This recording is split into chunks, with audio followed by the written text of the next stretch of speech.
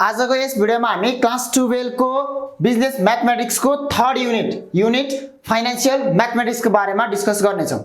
अब यो च्याप्टर भनेको तपाईको लागि एकदमै इम्पोर्टेन्ट छ।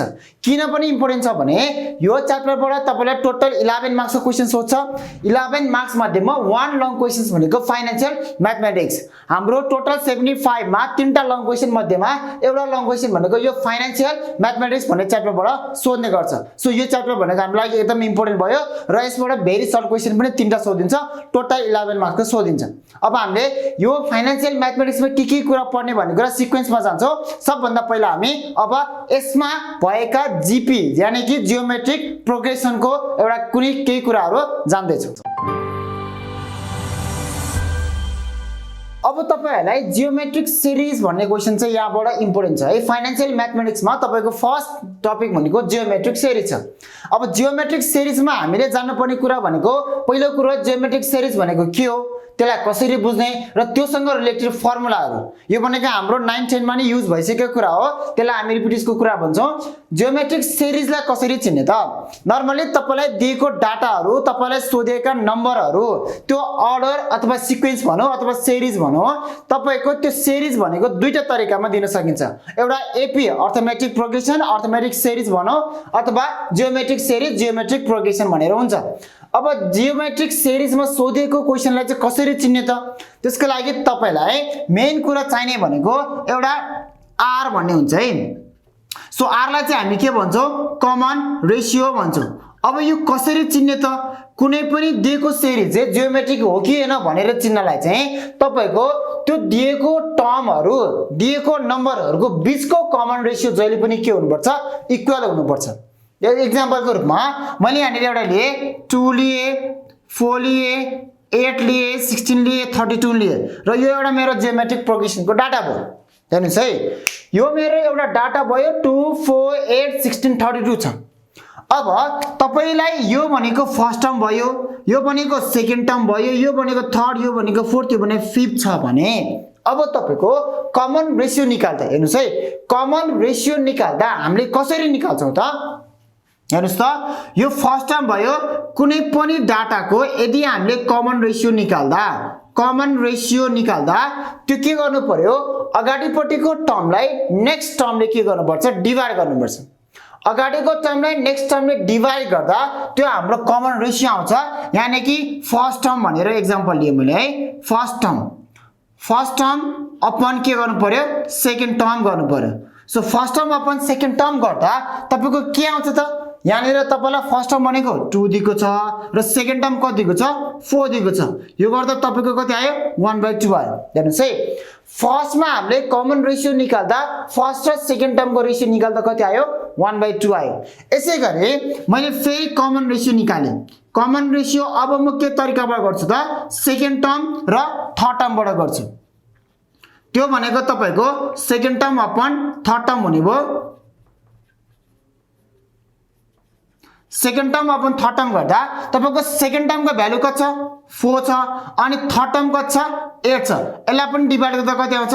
1/2 नै आउँछ। हेर्नुस् है, फर्स्ट र सेकेन्ड को रेशियो गर्दा 1/2 आयो, सेकेन्ड र थर्ड को रेशियो गर्दा 1/2 आयो। यसैगरी तपाईले थर्ड र फोर्थ को गर्नुस्, त्यो भनेको 8/16 बन्छ। यो पनि तपाईको 1/2 नै आउँछ। र 16 र 32 को गर्नुस्, 16/32 गर्दा कति आउँछ? 1/2 आउँछ। त्यसो भए हरेक टर्मबाट हामीले कमन रेशियो निकाल्दा सबैको के आयो? हेर्नुस् त, इक्वल आयो नि। सो यो चाहिँ हामी के भन्छौं? Common ratio भन्छौं। र यदि कुनै पनि दिएको सिक्वेन्समा, कुनै पनि दिएको अर्डरमा तपाईको कमन रेशियो सेम आउँछ भने त्यो कुन सिरीजमा भयो? तपाईको जियोमेट्रिक सिरीज भयो। सो जियोमेट्रिक सिरीज भनेको यस्तो खालको सिरीज हो जसमा चाहिँ तपाईको कमन रेशियोहरु के हुन्छ? एक आपसमा इक्वल हुन्छ। अथवा तपाईले बुझ्न सक्नुहुन्छ यो दुईटाको रेशियो र यो दुईटाको रेशियो के हुन्छ? इक्वल हुन्छ। फर्स्ट र सेकेन्ड को रेशियो र सेकेन्ड र थर्ड को रेशियो जहिले पनि के हुनुपर्छ? तपाईको इक्वल हुनुपर्छ। त्यो मात्रै के भयो? तपाईको जियोमेट्रिक सिरीज भयो। सो यो चाहिँ हाम्रो के भयो? कन्सेप्ट भयो। अब फर्मुलाको लागि कुरा गर्नुहुन्छ भने तपाईलाई पहिला जियोमेट्रिक सिरिजमा दिएको डाटालाई केले डिनोट गर्ने त्यो कुरा जान्नु पर्ने छ। अब तपाईलाई जियोमेट्रिक सिरिजमा युज हुने टर्म्सहरुको बारेमा पहिला हामी छलफल गरौँ। फर्स्टमा हुन्छ तपाईको ए भनेको तपाईको के भयो फर्स्ट टर्म भयो। एलाई हामी जहिले पनि केले डिनोट गर्छौं सरी फर्स्ट टर्म भनेको ए भयो। त्यसपछि तपाईको आर हुन्छ। आर भनेको अघि भर्खर गरे थियो। आर भनेको तपाईको लागि के हुन्छ कमन रेशियो। कमन रेशियो निकाल्ने तरिका हामीले सिकिसक्यो हैन। त्यसपछि तपाईको के आउँछ एल भन्ने हुन्छ। एल भनेको लास्ट टर्म भनेर बुझ्नुस् है। अहिले एल भनेको के भयो लास्ट टर्म भयो। अब यो ए आर र एल युज गरेर हामी के गर्छौं जियोमेट्रिक सिरिजको फर्मुलाहरु डिराइभ गर्छौं। र फर्स्टमा तपाईलाई चाहिने भनेको टिएन भन्छौं।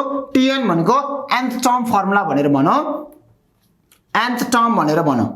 nth टर्म भनेको तपाईको के भयो टिएन भयो।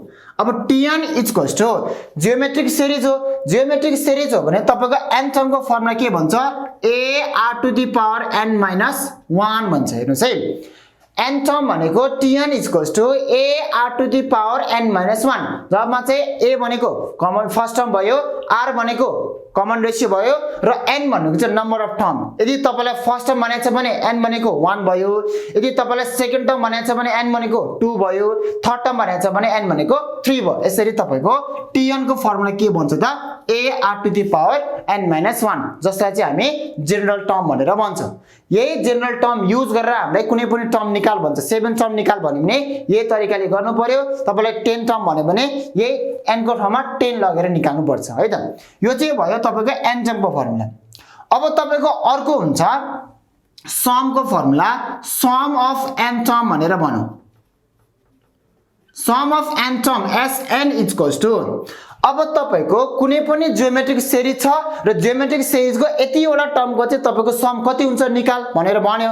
अथवा जियोमेट्रिक सिरिजको 5 वटा टर्मको चाहिँ तपाईको के हुन्छ सम कति हुन्छ निकाल भनेर भन्यो भने त्यो निकाल्ने फर्मुला चाहिँ के हो त तपाईको a r to the power n minus 1 minus 1 यहाँनिर हुन्छ तलपट्टि r minus 1 हुन्छ। हेर्नुस् है सम अफ n टर्म को फर्मुला के रहेछ त a r to the power n minus 1 upon r minus 1 जहाँ तपाईको when हेर्नुस् है कन्सेप्ट बुझ्नुस् when r is greater than 0। यदि r चाहिँ तपाईको 0 अथवा 1 भनौं न ल r is greater than 1 भनेर भनौं। यदि तपाईको r कमन रेशियो चाहिँ 1 भन्दा ठूलो छ भने यो फर्मुला युज हुन्छ a r to the power n minus 1 upon r minus 1। तर कहिलेकाहीँ तपाईको r को भ्यालु के बनिन्छ 1 भन्दा सानो बनिन्छ। त्यसमा चाहिँ 1/2 आउन सकिन्छ -2 आउन सकिन्छ -3 आउन सकिन्छ अथवा 1/4 आउन सकिन्छ। त्यो भनेको त 1 भन्दा सानो भयो। यदि त्यो हो भने तपाईको sn को फर्मुला के बन्छ त a 1 minus r to the power n whole upon 1 minus r चाहिँ भन्छ है। हेर्नुस् ठ्याक्क अगाडि र पछाडी भएको छ। यहाँनिर r भ्यालु ठूलो हुँदाखेरि r बाट चाहिँ 1 घट्छ। यदि r को भ्यालु 1 भन्दा सानो छ भने चाहिँ 1 बाट चाहिँ के गर्ने भयो r घट्ने भयो। यो चाहिँ तपाईको कतिखेर when r is less than 1 ratio यदि 1 भन्दा सानो छ भने चाहिँ तपाईको समको फर्मुला यो बन्छ। सो यसरी चाहिँ हामीले जियोमेट्रिक सिरिजमा sn को फर्मुला यो युज गर्नु पर्यो। यसबाट हामीले सम निकाल भन्यो भने निकाल्न सक्छौं। त्यसमा चाहिँ हामीलाई a भन्ने दिनु पर्यो र r भन्ने दिनु पर्यो। यो त भयो तपाईको सम अफ n टर्म को फर्मुला। अब तपाईलाई अर्को कुरा यसमा चाहिने भनेको चाहिँ sn त sn नै भयो। तर कहिलेकाहीँ तपाईलाई लास्ट टर्म दिएको बेलामा सम निकाल भनिन्छ। जस्तै कुनै पनि सिरिजमा तपाईलाई फर्स्ट टर्म दियो र तपाईको लास्ट टर्म दियो। फर्स्ट टर्म र लास्ट टर्म दियो र अब त्यसको सम कति हुन्छ निकाल भन्यो भने हेर्नुस् है अर्को सम निकाल्ने नै फर्मुला हो sum when last first term and last term भनौं first term and last term is given। तपाईलाई कुनै पनि सिरिजमा फर्स्ट टर्म र लास्ट टर्म दिएको छ र त्यतिखेर सम निकाल भन्यो भने sn इक्वल्स टु फर्मुला के भन्छ l r minus a upon r minus 1 भन्छ।